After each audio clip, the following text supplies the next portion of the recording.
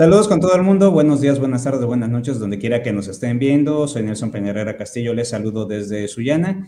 Y bueno, en las ciudades, o por lo menos Piura, ha sido catalogada como una de las regiones, si no más machistas, una de las que menos parecen practicar la equidad en todo el Perú. Pero en las ciudades, al menos externamente, la situación entre varones y mujeres parece estar equilibrada. Pero ¿qué sucede si vamos puertas adentro o si vamos a la zona rural? Una investigación de la Asociación de Comunicadores Calandria nos tiene resultados interesantes. En promedio, el 60% de encuestados parece haber dejado atrás las conductas machistas. Pero ¿cuán reales son estas cifras? Ahora me acompaña desde Lima la socióloga Tatiana Curio. Ella es socióloga, como les decía, con maestría en gerencia social, especialista en género, con amplia experiencia en proyectos de comunicación para el desarrollo, derechos humanos e igualdad de género, directora de Calandria, además, la Asociación de Comunicaciones Sociales Calandria. Tatiana, gracias por aceptar esta entrevista. Muy buenos días. Muy buenos días, Nelson. Muchísimas gracias y, por supuesto, un afectuoso saludo para todas las personas que nos están acompañando, no solo en Piura, sino tengo entendido en muchas otras ciudades y países, me comentabas, ¿no? Así es. Nos siguen por todos los lados donde hablemos español.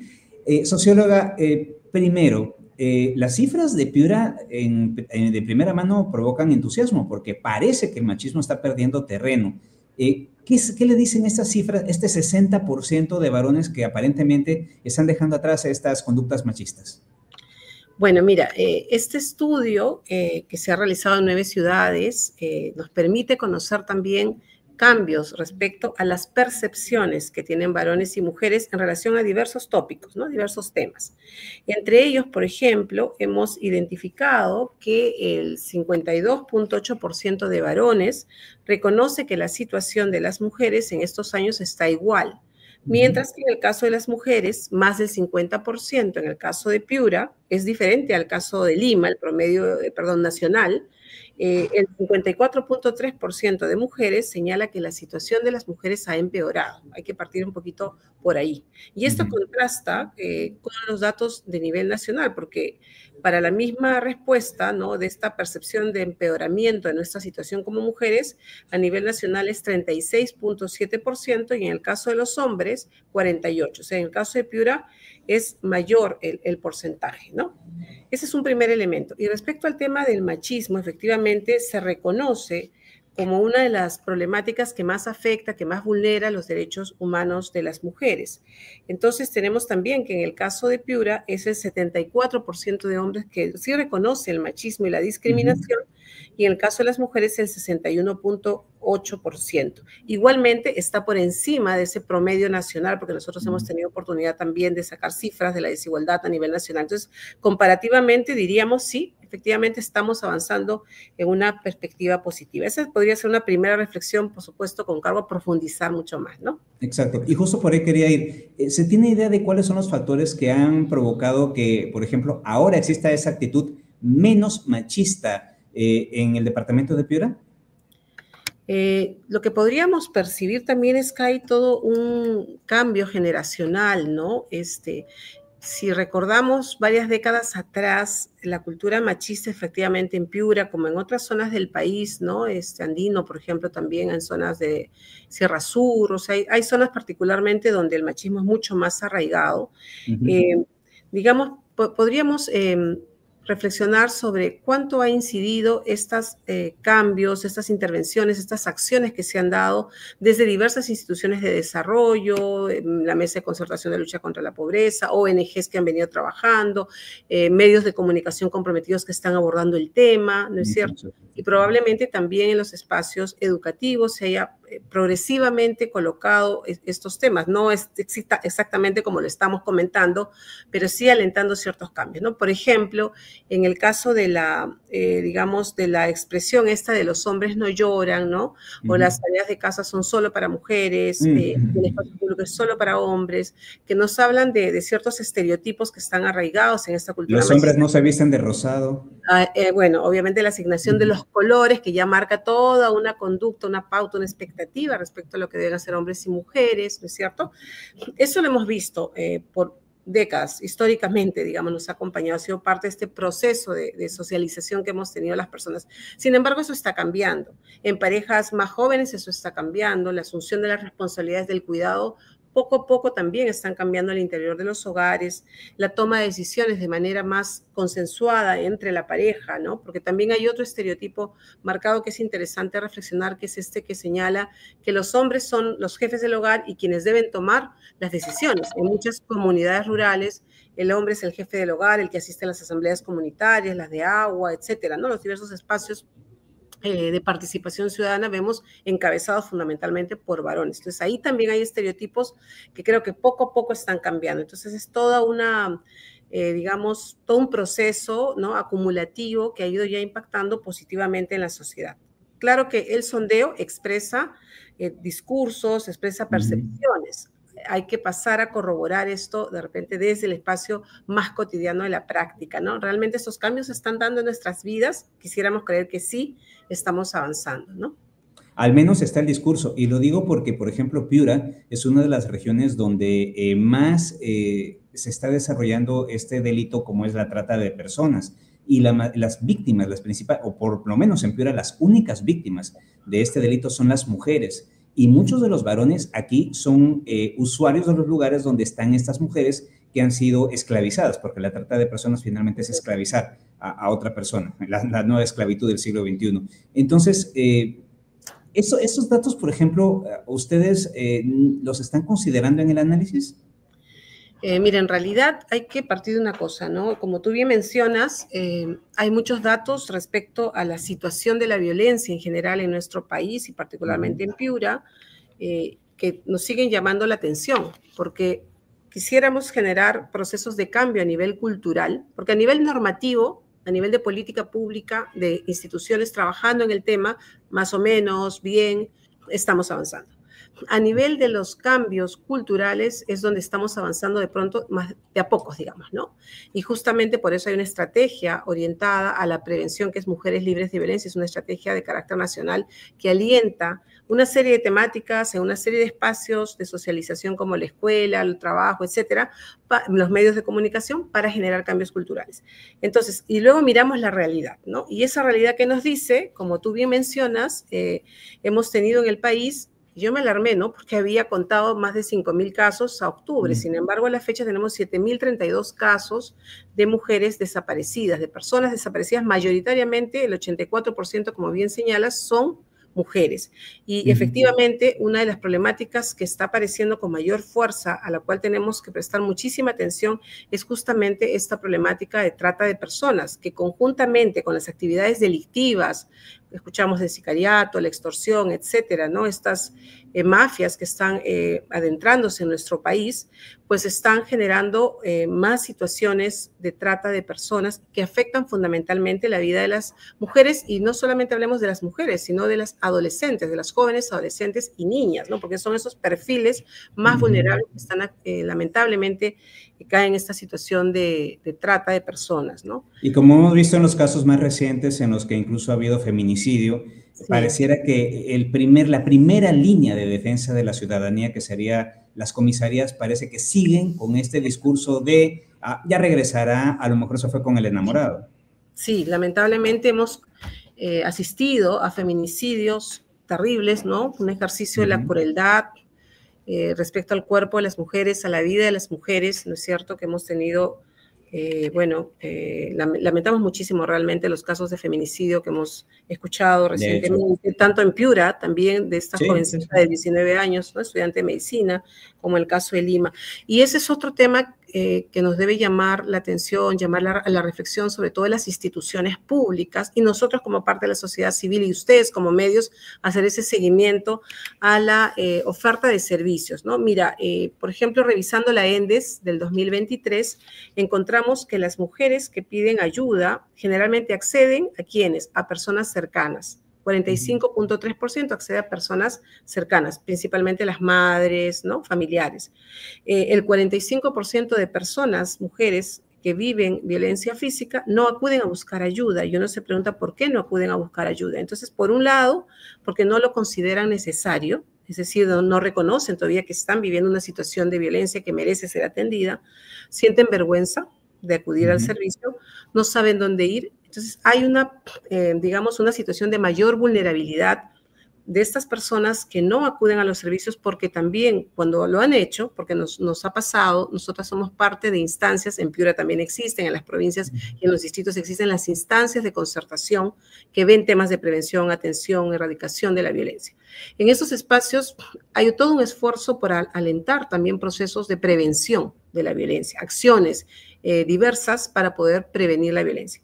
Pero si tú alientas que las mujeres se empoderen, que reconozcan su derecho a una vida libre de violencia y que conozcan los servicios, y luego estas personas acuden a los servicios, es decir, se va a incrementar la demanda de servicios, y el servicio no atiende de una manera, como se diría, diligente y oportuna, entonces vamos a encontrarnos con casos de mujeres de distintas edades que probablemente después estemos buscándolas porque pasan a ser parte de esa cifra de mujeres desaparecidas.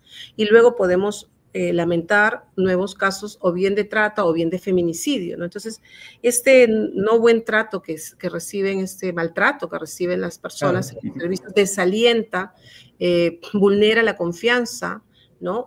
No se sienten protegidas y realmente estamos en una situación de indefensión, las mujeres frente a la... Es una suerte de revictimización en realidad.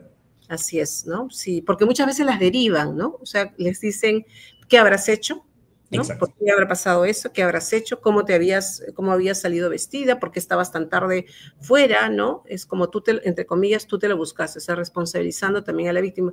O lo otro que también hemos escuchado, porque nos han compartido las personas integrantes de estos espacios de concertación, es que nos dicen, ¿no? Las lideresas sociales que también hacen un acompañamiento a muchas mujeres, es que les dicen, vaya a otros servicios, es decir, no se quieren hacer cargo y recibir la denuncia. Al derivar los otros servicios, pues obviamente es más engorroso todo, la persona puede haber tomado fuerza para ir al servicio de la policía a denunciar y si no se le atiende de manera con calidez, con calidad, ¿no? De manera oportuna, esa persona probablemente no regrese y si no regresa, ¿en qué situación está esta persona? Como tú dices. Podría ser víctima otra vez, claro. Así es, ¿no? Entonces esa violencia puede escalar y concluir, bueno, con este eslabón final de la violencia que es el feminicidio, ¿no? Y para la gente que está siguiendo esta entrevista, aquí no se trata de un tema de ser parcial o imparcial, se trata de un tema de sentido común. La vida de una persona no es propiedad de nadie, la vida de una persona es propiedad de cada quien, así que nadie puede dirigir o puede tomar decisiones sobre la vida de otra persona. Ahora, ¿en qué consiste la campaña Seamos de Esos? El título me suena muy atractivo, por cierto. Muy bien. Antes de explicarte brevemente el tema de la campaña, yo quería resaltar algo que me llamó la atención también en el caso de Piura, ¿sí? Justo hablábamos sobre el tema de las denuncias. Mira, mientras que a nivel nacional el 15.5% señala que defendería a las mujeres que están en situación de violencia, el 10% que observaría, investigaría primero la situación, ¿no es cierto? O sea, nos habla de personas que tienen interés, pero que primero tienen que constatar que la situación se está dando.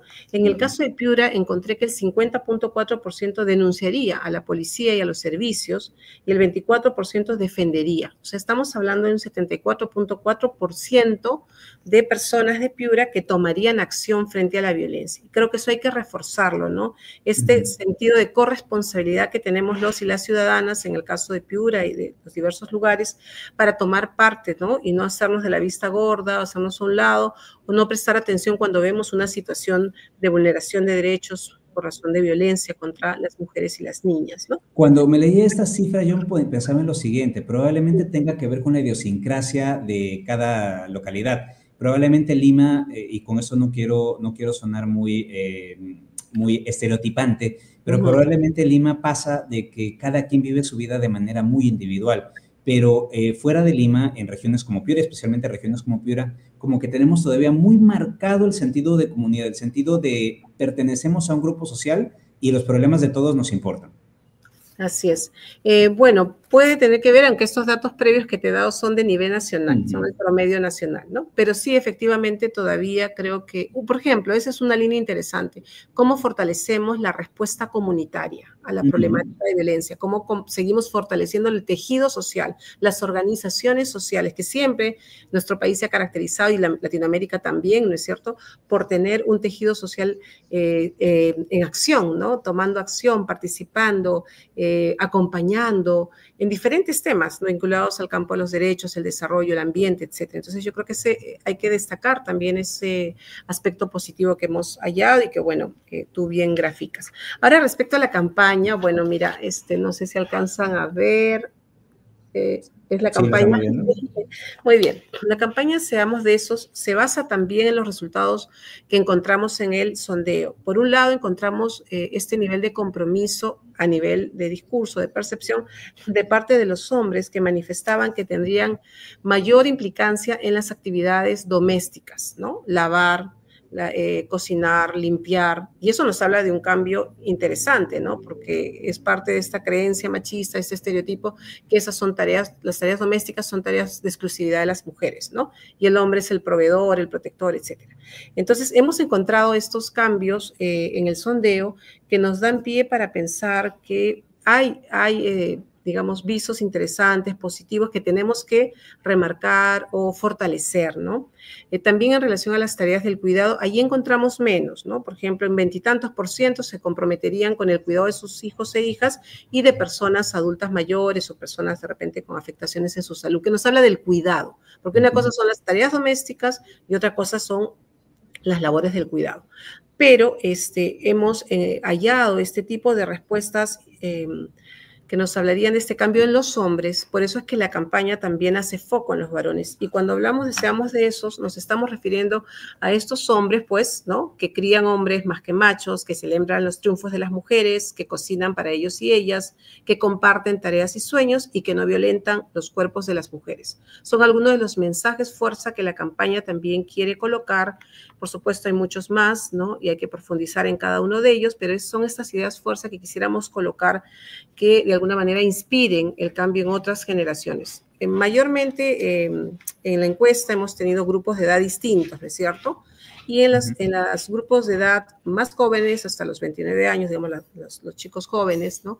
Hallamos que hay más respuestas positivas. No es radicalmente distinto a lo que opinan el grupo que le sigue, que ya sería de 30 en adelante, digamos, ¿no? Mi grupo.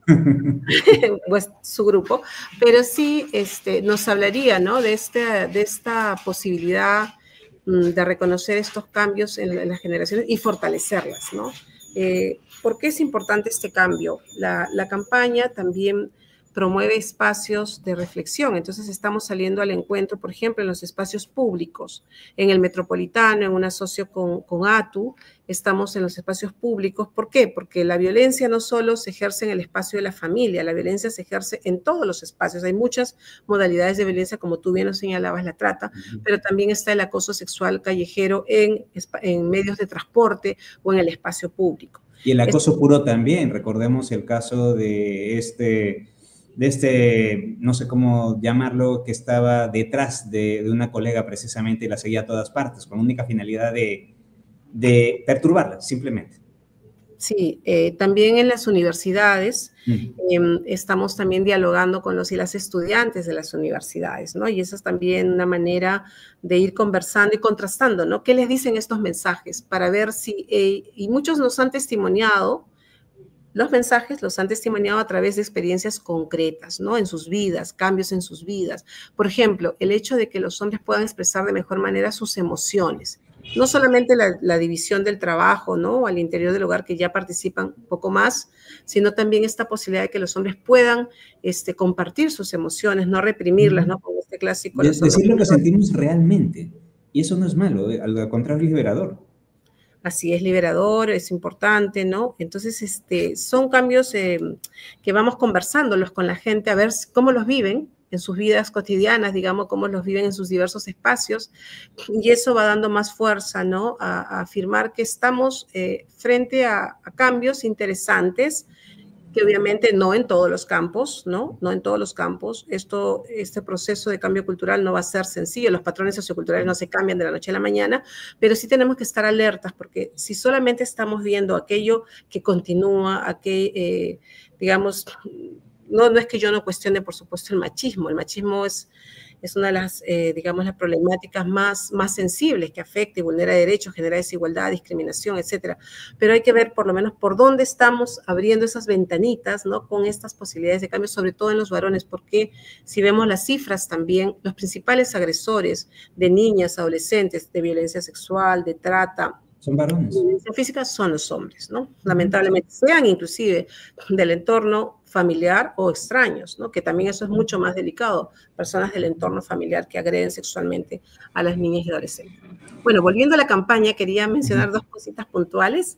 Okay. Esta campaña, bueno, cuenta con el apoyo de CID, de Unión Europea, y también está animando un concurso para periodistas, Periodismo que llega sin violencia, en su 8ª edición.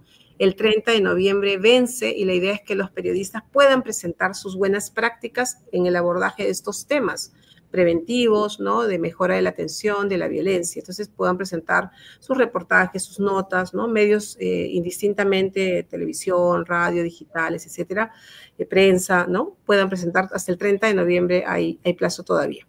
Y por otro lado, también un concurso para jóvenes que la campaña ha lanzado, jóvenes estudiantes, para que hagan unos reels, unos videos cortitos, los puedan colgar y puedan animar también una suerte como de activismo digital, ¿no? Con productos creativos desde la propia cultura juvenil, ¿no? Como ellas y ellos se pueden comunicar y pueden también aportar a la prevención. Ahí todavía tenemos tiempo, ¿no? Hasta el 7 de diciembre pueden estar colgando estos materiales y bueno, el 12 estamos cerrando la campaña y ahí vamos a hacer también las premiaciones respectivas. Entonces, socióloga Acurio, en principio está interesante esto. ¿Cuáles son los planes, para finalizar eso, cuáles son los planes respecto a esta campaña para 2025? Bueno, mira, nosotros primero creo que hemos entrado con una campaña bastante creativa en el sentido de colocar desde otro ángulo, ¿no? Mirando, como decimos, el vaso medio lleno, ¿no?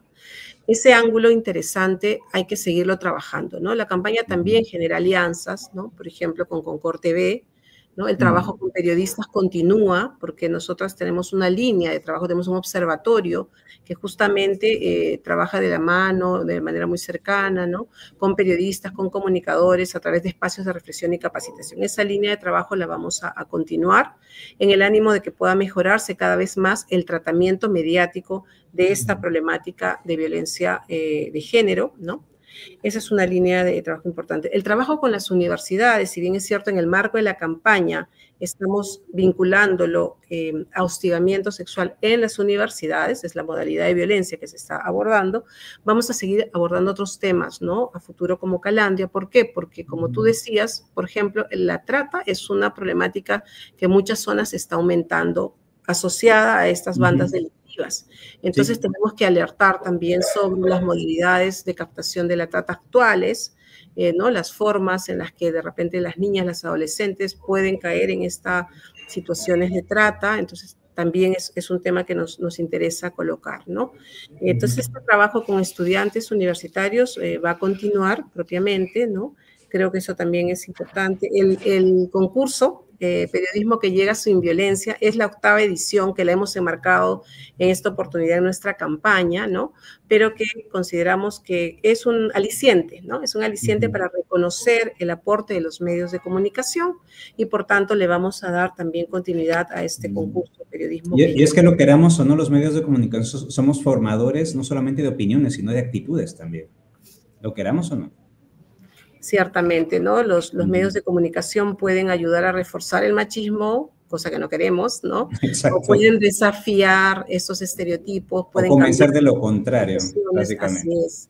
Estas representaciones las pueden cambiar, ¿no es cierto? Pueden plantear rutas, experiencias, buenas prácticas, cómo hacen las mujeres para salir de la violencia, cómo hace el Estado cuando fortalece sus servicios y mostrar también, eso también nos parece relevante, ¿no?